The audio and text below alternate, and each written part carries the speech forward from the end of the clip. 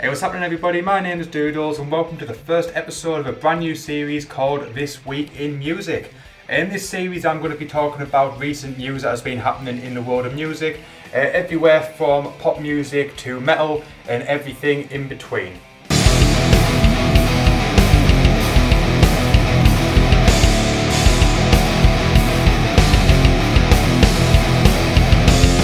Viola Beach. Now this one's a really tragic one. In the early hours of Saturday morning, British indie band Viola Beach were killed in a car crash in Sweden after their car went off a highway bridge and fell over 80 feet into the canal. The incident took place near Stockholm after the band performed at the Where's the Music festival. Now unfortunately all four band members and the band manager died in the car crash. Now the family of the guitarist River Reid released a statement and it said, "We are all heartbroken following River's tragic death and the circumstances we have seen him lose his life alongside the bandmates and manager he adored and loved being with.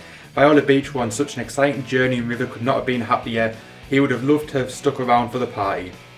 All River wanted to do was perform and entertain, and to think that he would never make us laugh again with his ridiculous impressions and cheeky banter is beyond comprehension for all of his family." Now when I learnt about the story on Sunday morning, I came across a Reddit post and one member on Reddit described the band perfectly, and it really did fit the bill. When I went to listen to them, he said, "Imagine you're sitting barefoot in a luscious green daisy splattered field. You lie back and stare at the sun, sharing a cigarette and a chilly beer with your girl.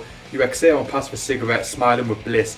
That feeling, that emotion, that craving for summer is what Viola Beach sounds like." Now after listening to the band, after hearing of this tragic news, I have got to say it is pretty accurate. From what I have heard and the stories that I've heard and what they had planned for 2016, I have no doubt that Viola Beach were going to be on a lot of people's radios, in a lot of people's CD players, and people were going to be queuing up to fill venues to watch them perform. I truly think they were going to make big impact in the music scene this year and next, and it is very tragic news to hear that all four of them lost their lives, and my thoughts are with their family and friends during this difficult time. Soundcloud. A new report reveals that Soundcloud is in deep financial trouble. In 2014 they filed a loss of over $44 million. Strangely enough though, employee wages have gone up by about 42.5%, averaging about $90,000 per employee, which obviously isn't a good thing to do if you are filing $44 million worth of loss. Now I have a statement here regarding the situation, and it does say when it's mentioning the losses that it reflects those of a company in a strong growth stage, further stressing that over 18 million creators are using the platform, sharing well over 110 million tracks and reaching 175 million monthly active listeners. SoundCloud is a very big part of the music scene, especially the underground music scene and sort of the new people who are trying to get the name out there. And if SoundCloud did go under, it could have a huge impact on the small artists that are trying to make a name for themselves. So for that reason, I really hope it doesn't come to that in the near future. Rolling Stones. The Rolling Stones are under 24-hour armed guard surveillance after a crew member was shot and killed in a failed robbery. Now this attack was said to be a planned operation, with the crew being targeted specifically, and the truck was cornered and then open fired upon. Now one man has been arrested in connection to the attack, and the Rolling Stones are set to continue their tour in Uruguay tomorrow, which is February the 16th. Kanye West.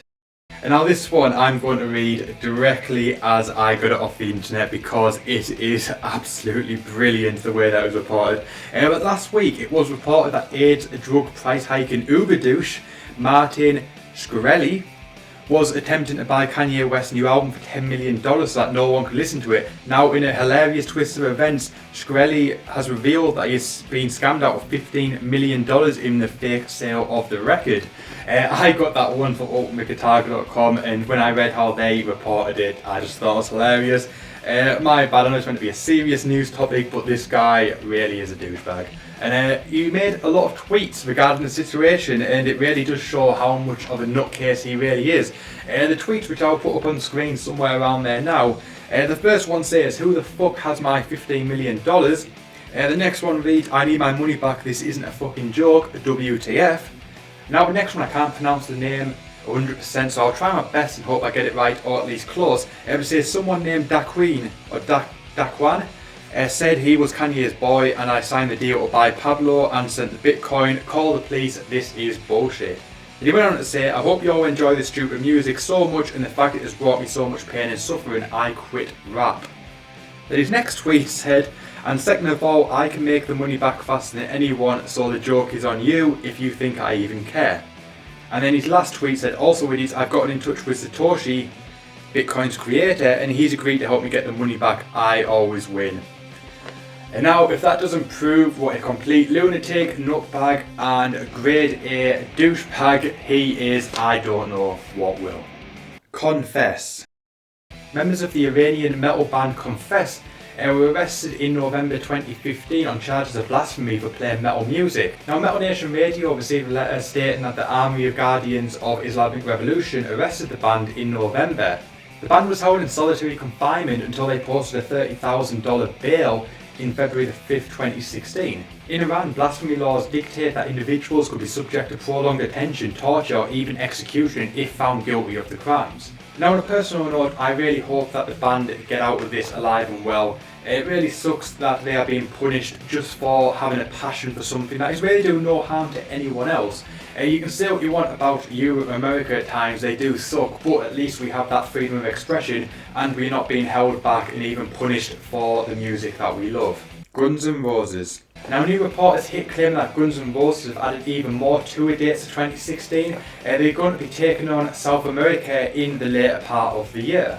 The report claims that Guns N' Roses are going to finish up their North American tour around September and then hit South America in October through to December. The report states that they're going to hold a show in Colombia, 6 shows in Brazil, 2 in Argentina and 1 in Chile. And it's also been confirmed that a second show in Mexico City will take place on April the 20th. Now, new dates for the North American tour are set to be announced soon, and they are reportedly going to be in Dallas, San Francisco, Foxborough, Chicago and Toronto, as well as the officially announced dates, which are in Las Vegas, the 2 shows at Coachella and the 2 shows in Mexico City. Thank you so much for watching. I hope you guys have enjoyed it. If you have, please leave a like and a comment. And if you hear of any news stories that you want me to feature when they happen, let me know in the comment box or tweet me with the links that are down below in the description box also. And I'll see you guys next week for another episode of This Week in Music.